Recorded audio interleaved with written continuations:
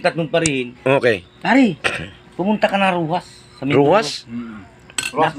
Napakadami kong kwanto, napakadami kong tag dito ay.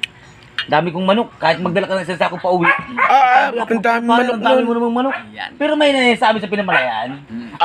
Taka pinamalayan pala. Pag umuwi ka sa dami ng manok, kahit tatlong sako ang dalhin mo. Abaw, ang dami. Ay, inatanong yung isa, tatahimik yung pare na isa ay. Pare, ba't hindi ka nagkakwento? At ikaw ay, pare, ako'y namumubuli sa mga manok ko. Bakit pare? Kala may bumuli ako ng isang sakong binlid. Binubud niya lahat mo sa manok. Nalungkot siya. Eh, ba't nalulungkot ka pare? Putang ina, hindi mo na natigigisa yung manok niya? Kasi may manok niya sa sakong binlid.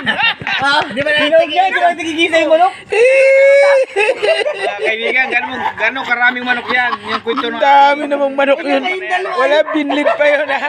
Problema pa. Grabe. Tapos yung magparihin din. Oh. Papunta dun sa kwan. Ay, hari ng yabang yun, dayuin nila ay. Hari ng yabang. Ang yabang.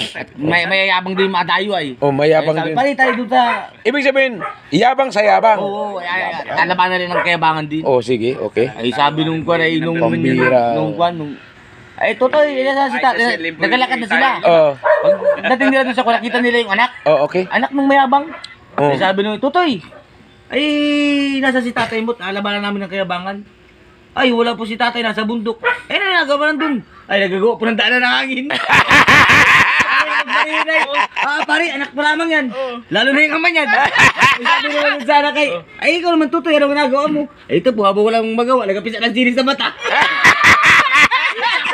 Yung dalawang pare, pare po, tangina, anak pa lamang yan.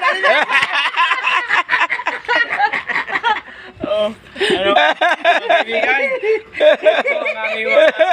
Ang aming mga dito. ng langgam sa bundok. Ay, yabag. Ay, kayabangan yung kuhan, nag-uusap yung maglulo. Oo.